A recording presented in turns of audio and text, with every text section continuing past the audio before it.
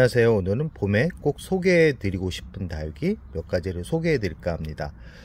전체적으로 조금씩 다육이들 색감이 많이 빠지고 있습니다. 아무래도 성장을 하고 있다라는 것을 보여주고 있는 거겠죠. 1월까지만 해도 울긋불긋 단풍이 절정에 들어갔었는데 올해는 이상하게 봄이 빨리 온 것 같습니다. 음력으로 봤을 때는 아직 겨울인데 하우스 풍경으로 봐서는 봄이 왔다라는 것을 느낄 수 있습니다. 전체적으로 분갈이 할 그런 다육이들도 많고 살균제와 살충제를 한 번씩 쳐줘야 되는 그런 시기도 왔습니다. 그리고 분갈이 할 때 오래된 친구들 같은 경우는 뿌리를 어느 정도 손을 보면서 준비를 해야 되겠는데요. 그래도 봄이 오면 숨죽여 있던 다육이들이 조금씩 성장을 기지개를 펴면서 성장하고 있는 모습을 보는 재미도 솔솔합니다. 그래서 오늘은 그런 다육이 중에 꼭 소개하고 싶은 그런 품종들이 몇 가지가 있습니다. 이런 품종들 같은 경우는 의외로 많은 분들이 큰 관심은 없는데 제가 키워본 바로는 고운 색감, 아름다운 단풍이 가을부터는 아름다운 단풍 때문에 만족도가 아주 높았던 그런 품종이라고 할 수 있습니다. 그 첫 번째 다육이는 영상 속에 보이는 크림베리라는 품종입니다. 라즈베리 아이즈처럼 잎이 두껍고 잎 촉감이 아주 좀 단단한 느낌을 주는 그런 품종이라고 할 수 있고요. 이 물이 부족하면 이 하엽이 좀 지긴 하지만 잎 자체가 크기 때문에 하엽 제거를 하기가 쉬운 그런 품종이라고 할 수 있습니다. 이 자구가 많이 나오는 그런 품종이고요. 이 물의 반응을 빨리 하기 때문에 어제 물이 부족해 가지고 물을 주었는데 이렇게 단단한 모습으로 성장을 하고 있는 그런 품종이라고 할 수 있습니다. 이 크림베리 같은 경우는 오렌지빛 단풍이 수줍은 듯이 연하게 들어가는 참 보면 볼수록 매력이 있는 품종인데 이 성장하는 단계에 회색빛 이 색감 때문에 많은 분들한테 관심을 받지 못하는 그런 품종이라서 아쉬운 마음이 드는 그런 품종 중에 하나라고 생각이 됩니다. 이 크림베리 같은 경우는 크게 키울 수도 있고 이렇게 중품 정도 사이즈, 대략 10cm 정도 사이즈에서 성장을 멈춘 상태로 키우기도 좋은 그런 품종이라고 할 수 있고요. 잎이 다닥다닥 붙어 있기 때문에 깍지벌레가 좀 찾아올 수 있는 그런 환경이긴 하지만 이 약을 중간중간에 살충제를 한 번씩 예방적으로 쳐준다 그러면 봄에도 큰 문제 없이 성장을 시킬 수 있는 그런 품종이라고 할 수 있습니다. 성장은 봄, 가을에 하고요. 여름을 좀 힘들어 하긴 하지만 모든 다육이가 여름은 힘들어 합니다. 그러나 이 크림베리 같은 경우는 강한 햇살보다는 반음지에서 키우기, 여름에는 반음지에 놓고 키워야지만 가을을 더 예쁘게 볼 수 있는 그런 품종이라고 할 수 있고요.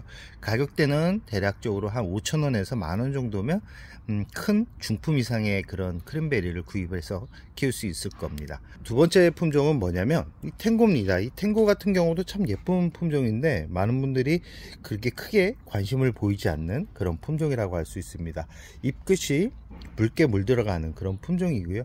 잎 안쪽이 각진 얼굴이 참 매력적인 그런 품종인데 이 웃자람이 좀 강한 그런 품종입니다. 웃자람이 강해 가지고 물을 많이 주면서 키운다 그러면 이 지금처럼 이렇게 줄기가 곱게 올라오는데 이 어느 정도 시간이 지나면 이 친구 같은 경우도 성장이 멈춥니다. 멈추면서 각진 얼굴이 더 작아지는데 이 탱고 같은 경우는 햇살을 많이 보여줘야지만 웃자람이 덜하면서 지금처럼 이렇게 진한 붉은빛 얼굴 전체적으로 단풍이 들어가는데 올해는 날씨가 좀 따뜻한 것도 있었지만 가을에 분갈이를 해가지고 나이가 있는데도 이렇게 전체적으로 완벽한 탱고의 모습은 아니지만 그래도 울긋불긋 이렇게 단풍이 들어가는 모습을 보면 가격 대비 만족도가 아주 높은 그런 품종이라는 것을 또 느끼게 됩니다.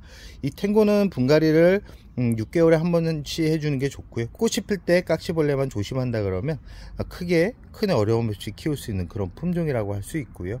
워낙 이 개체수를 늘기가 좋은 그런 품종이고요. 이 성장할 때 이 생장점을 제거해 준다 그러면 이 자구가 일반 다른 국민 다육이에 비해 많이 나오기 때문에 번식하기 좋은 그런 품종이라고 할 수 있습니다.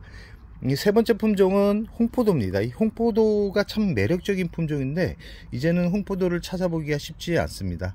이 지금 모습의 홍포도는 대략 한 4, 5년 정도 키운 홍포도고요. 자구가 많이 나오는데 이 친구 같은 경우도 이상하게 깍지벌레가 자주 찾아오긴 하지만 저 같은 경우는 깍지벌레가 찾아오면 흐르는 물에 씻습니다.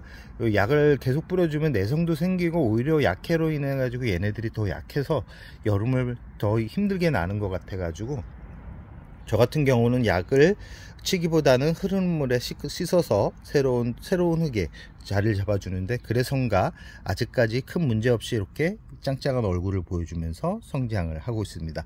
이 한때 이 깍지벌레 때문에 참 고생을 해가지고 힘들어 했지만 이제는 잎이 이렇게 길어진다라는 거는 잠자고 있던 뿌리가 수분을 받아들이면서 성장을 하고 있다라는 것을 보여주는 그런 표시이기 때문에 잘 살피셔야 됩니다. 이렇게 보시면 이 자구가 좀 나오고 있는 모습을 보이죠. 자구가 잘 태어나는 그런 품종인데 이 자구가 잘 태어나긴 하지만 또 자구가 잘 죽기도 합니다. 그렇기 때문에 이렇게 작은 자구가 나올 때는 그 주위로 해서 이 벌레들이 있는지 아니면 곰팡이가 있는지를 잘 살피셔야 됩니다.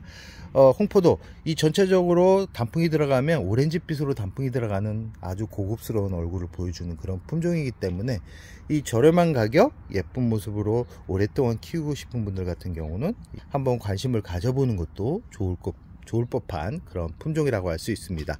이 세 번째는 뭐냐면 이 천대전송입니다. 이 천대전송 같은 경우도 참 예쁜 그런 품종인데 많은 분들이 그렇게 또 좋아하는 그런 품종은 아닌 것 같습니다. 이 번식력이 아주 좋고요. 이 잎꽂이 확률이 100%일 정도로 이 생명력 하나만큼은 짱인 그런 닭이라고 할 수 있습니다. 이 지금 모습은 철화의 모습이고요.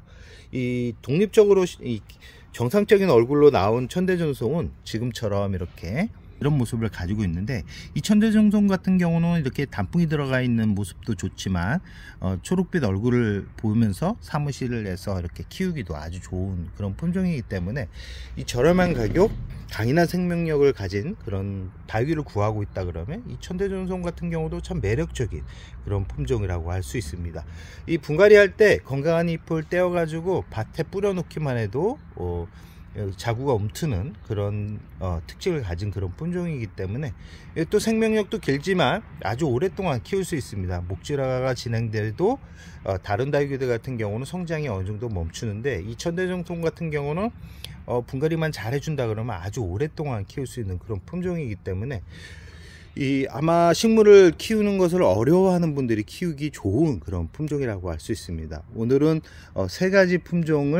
네 가지 품종을 알려드렸는데요. 이 네 가지 품종들 같은 경우는 사무실에서도 키우기 좋고 베란다에서 키우기 좋은 그런 품종입니다.